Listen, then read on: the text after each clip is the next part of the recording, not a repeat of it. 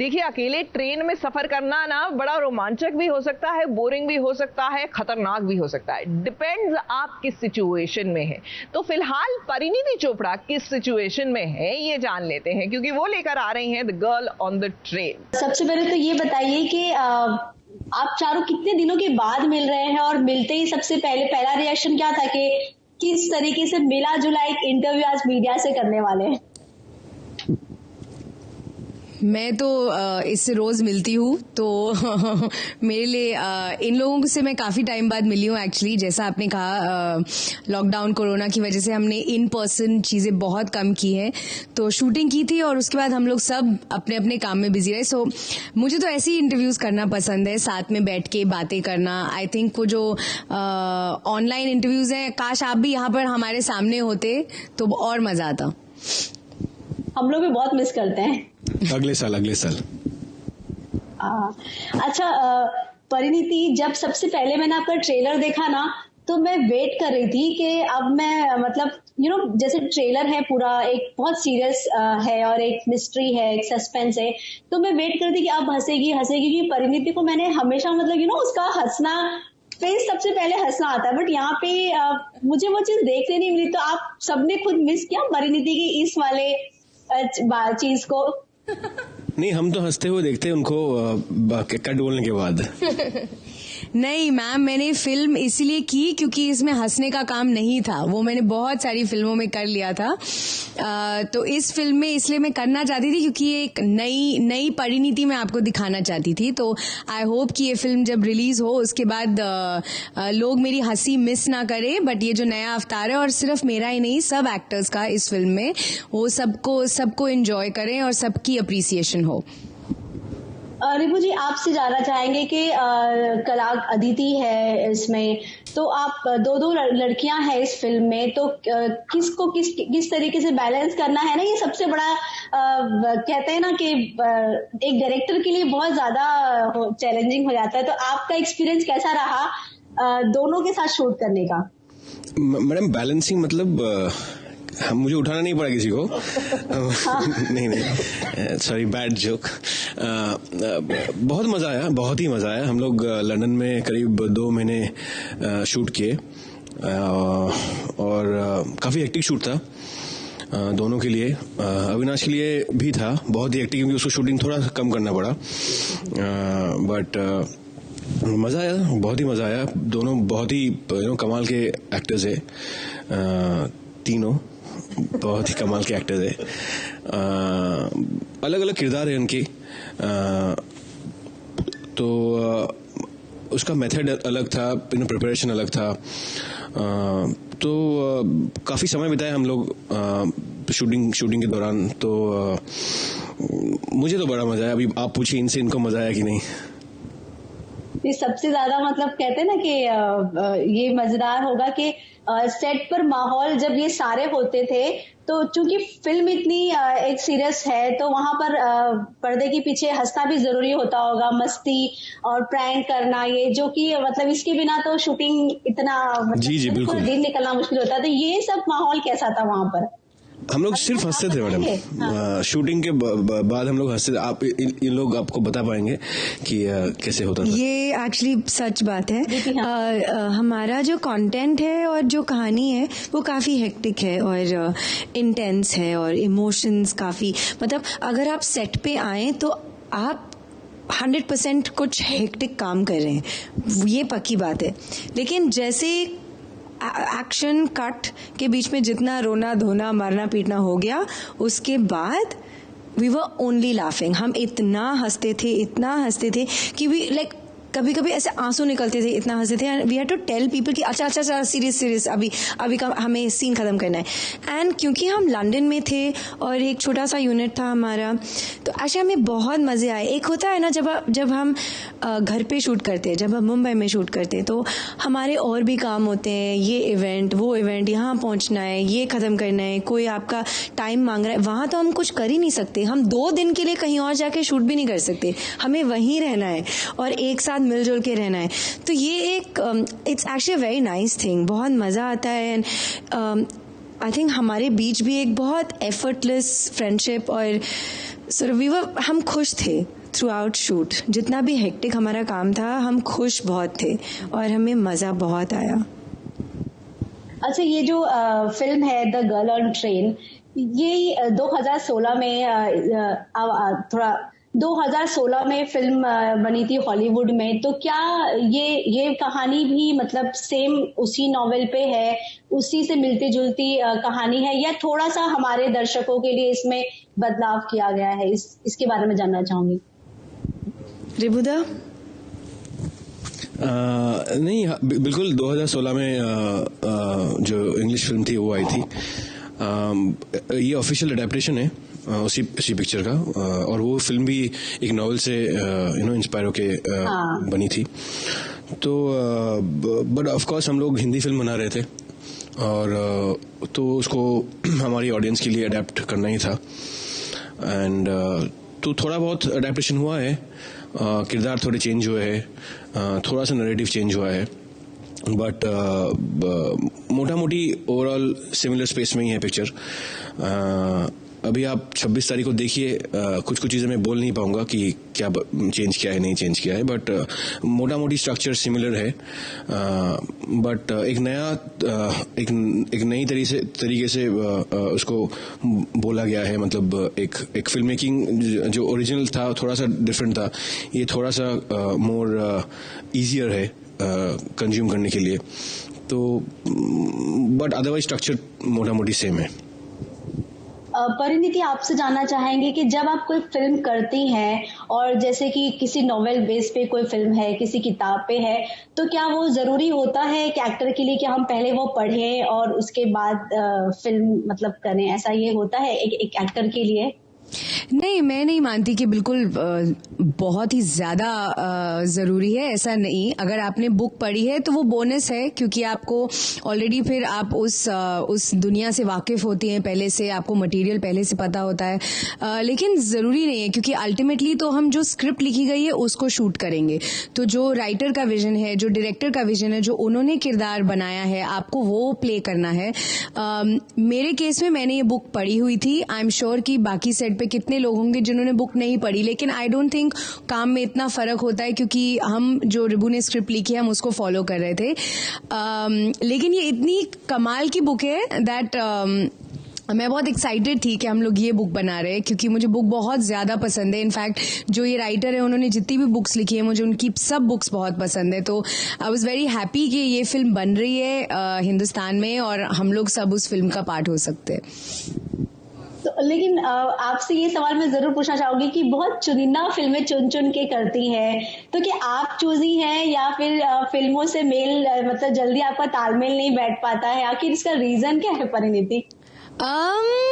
नहीं, एक्चुअली मैंने अभी शायद 14-15 फिल्में की हैं 9 सालों में, जो मेरे लिए काफी है, क्योंकि आई डोंट थिंक मैं 3 या 4 फिल्मों से ज्यादा शूट कर पाऊंगी पर्सनली एक साल में। वो भी काफी ज्यादा बोल रही हूँ मैं एक्चुअली।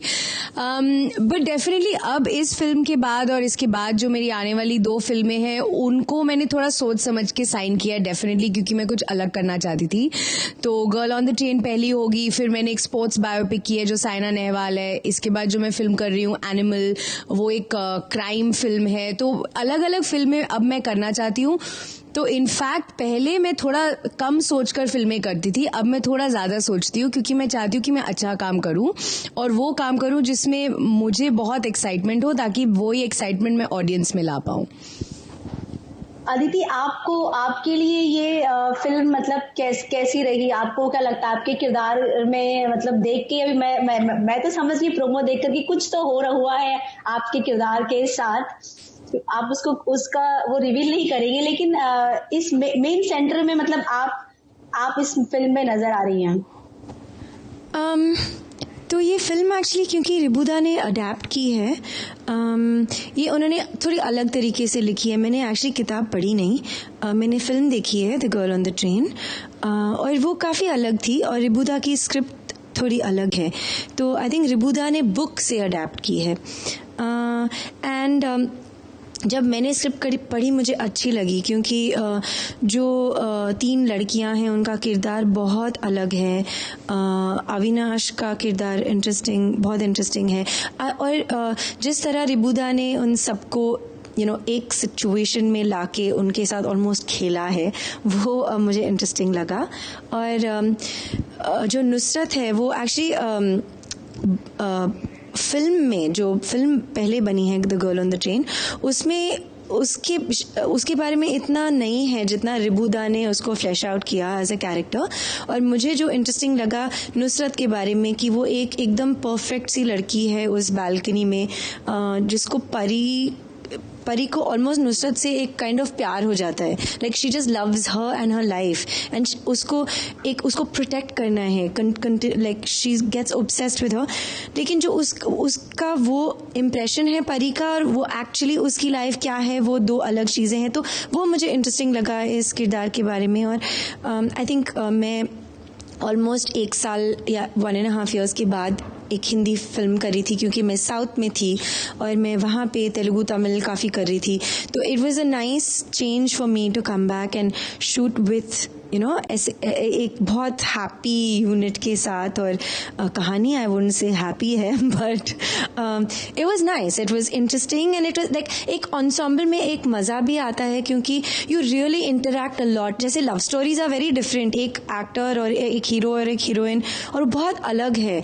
और ऐसी टाइप की कहानी में एक मज़ा आता है. You constantly you get a lot of energy from your co-actors, और एक साथ मिलके एक पिक्चर बनाने का एक वो होता है. तो अलग है, बहुत अलग है. And I came of many love stories, तो ये मुझे बहुत अलग लगा और मुझे बहुत मजा आया. आपका एक वीडियो मैंने हाल ही में देखा था, दिया की शादी आपने अटेंड की थी, जहां पर आपने जूते चुराए थे. मैंने एक्चुअली जूते चुराए नहीं, मैंने जूते बचाए.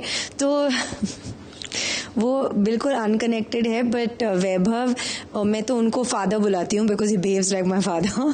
तो उनके जूते उन्होंने बहुत कनिंगली चुरा लिए थे, तो मैंने जाके उनको नए जूते जाके दिए.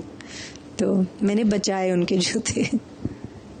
अविनाश, आपको क्या लगता है कि दर्शक जब ये फिल्म देखेंगे तो उनको सबसे अच्छी इसमें कौन सी 3 बातें लगेंगी जो आप अभी बोल सकते हैं, जिसे देख मतलब सुनकर दर्शक को लगे कि नहीं ये फिल्म देखना ही चाहिए?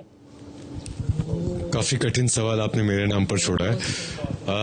उसके बाद ये मैं पूछने वाले आपसे कि अदिति ने कहा कि सब हंसते थे, तो क्यों हंसते थे, क्या मतलब किस बात को लेकर हंसते थे, वो भी पूछूंगी मैं आपसे. अगर आप इस कमरे में होती और हमारे डायरेक्टर साहब यहाँ बैठे हुए हैं, आपने थोड़ा समय उनके साथ बिताया होता तो आप ये सवाल शायद नहीं पूछती, क्योंकि आप हंस कर, जैसे इन्होंने कहा, आंसू आपके निकल गए होते. तो ये इनकी खासियत है हमारे डायरेक्टर की.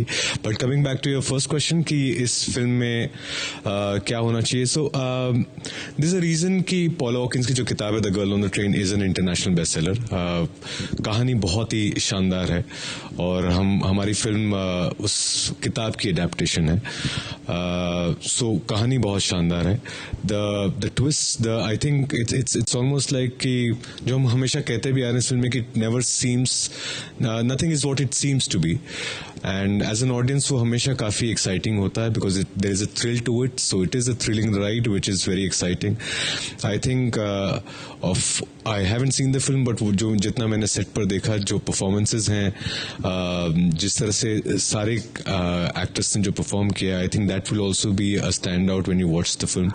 ओवरऑल आई थिंक इट्स आप ये फिल्म देखेंगे तो मुझे लगता है कि once you done with it you will have a very fulfilling experience of watching a story which is very thrilling and it can excite you and at the same time it's gonna tug you somewhere deep inside. आपके बहुत ही कुछ छोटे emotions होते हैं जो आप broad strokes में महसूस नहीं करते, लेकिन अंदर deep inside I think it will probably find and touch you there. And yeah I think it's gonna be a very fulfilling viewing experience for the audience. दूसरा सवाल मेरा कि क्या प्रैंक करते हैं क्या रिभू जी, या क्या जोक सुनाते हैं, पीजेस बोलते हैं, क्या किस बात पर हंसी आती है? ये मेरे अंदर सवाल में कैपिटल P कैपिटल J, मतलब बहुत ज्यादा.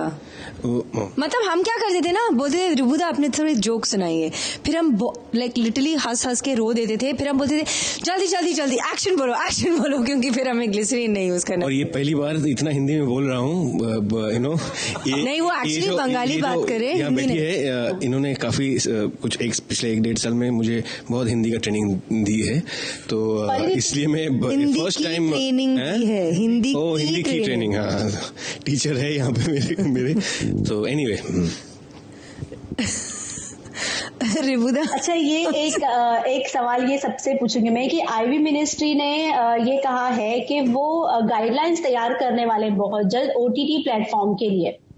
तो आपको लगता है कि यहाँ पर अब ओटीटी पे जहाँ पर बहुत सारी चीजें देखने, मतलब कोई वहाँ पे बाउंड्रीज नहीं थी, अब आईबी मिनिस्ट्री इसमें हस्तक्षेप करने वाले हैं, तो आपको क्या लगता है कि ये किस हद तक चीजें मतलब उनके हाथ में जानी चाहिए या गाइडलाइंस बननी चाहिए ओटीटी के लिए भी?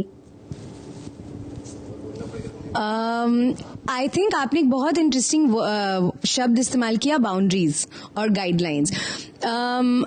आई थिंक दैट अगर जो भी मिनिस्ट्री जो भी गाइडलाइंस लिखेगा, आई थिंक कुछ बाउंड्रीज अगर रहे, लेकिन जितना राइटर्स लिख पाते हैं अलग किस्म के कैरेक्टर्स और जो डायरेक्टर्स शूट कर पाते हैं जो हम दूसरे मीडियम्स में नहीं कर पाते, अगर उस पे ज्यादा रोक ना हो, अगर हम फिर भी क्रिएटिवली सेटिस्फाई हो और हम लोग वो चीजें खेल पाए, एक्ट कर पाए, लिख पाए, डायरेक्ट कर पाए, उस तरह का कंटेंट जो आप जैसी ऑडियंस ने ही अप्रूव किया है, एक्सेप्ट किया और आप उसका आप मजा उठाते हैं, आई थिंक उस पे अगर रोक ना लगे तो गाइडलाइंस में कोई प्रॉब्लम नहीं है।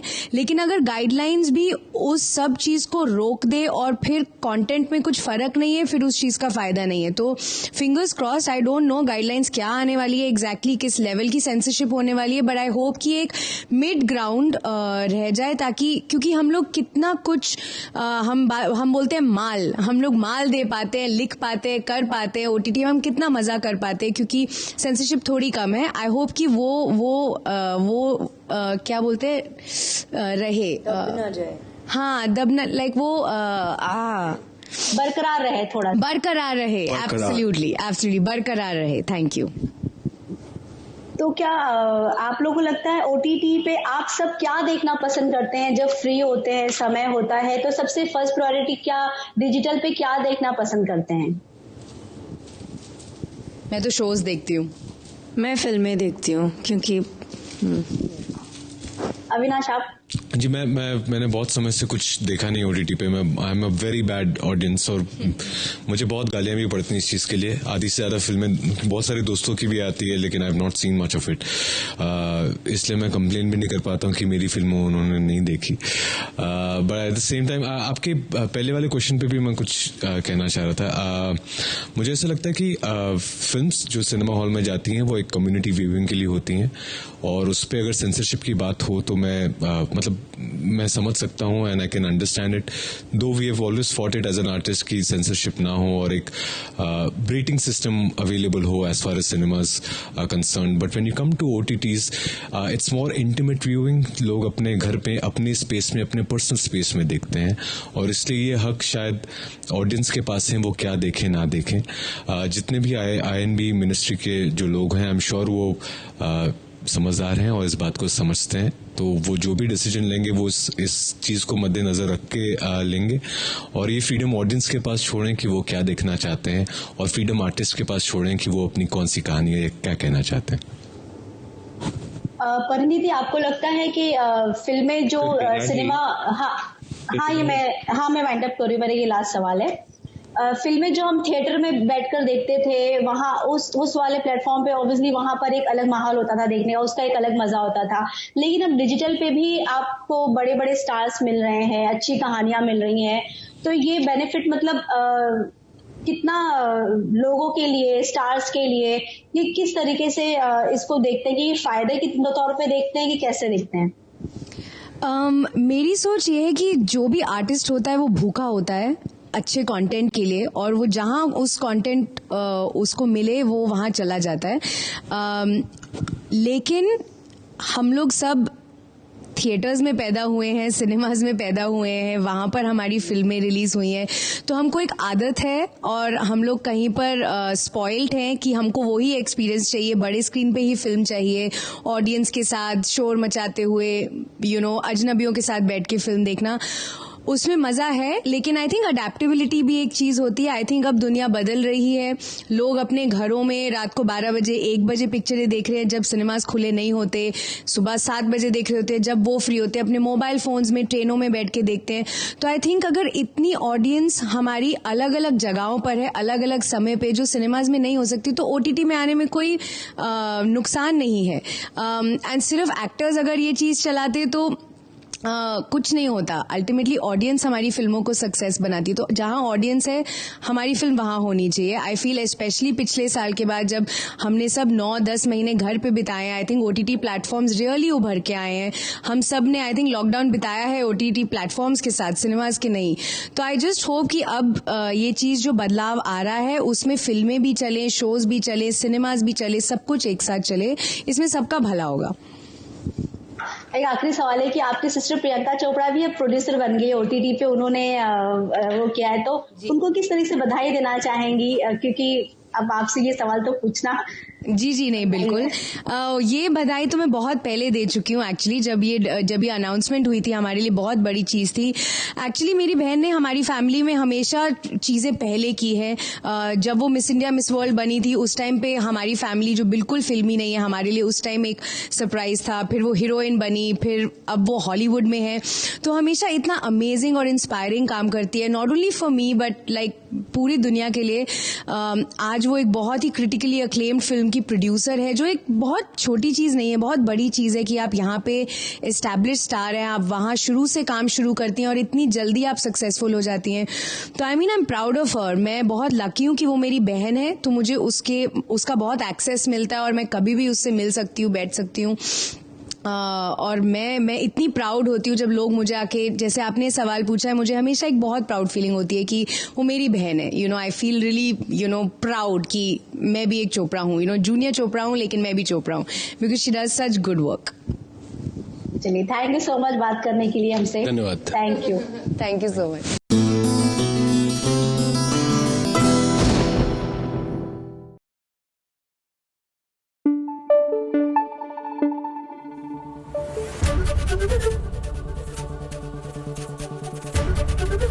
ABP न्यूज आपको रखे आगे।